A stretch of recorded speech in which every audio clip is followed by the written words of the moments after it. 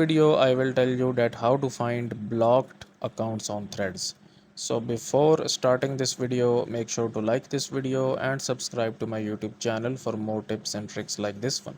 So first of all, you're gonna need to open up the Threads application and then basically tap on go into your Threads profile here, and then tap on the two lines at the top right, and then go into privacy, and below we see this blocked option. Okay, so when you basically tap on this one, it will open up the blocked list from Instagram, because these two accounts are synced. Okay, so when basically I block someone on Instagram, that person will automatically get blocked on Threads, and if I block someone on Threads, that person will automatically gets blocked on Instagram.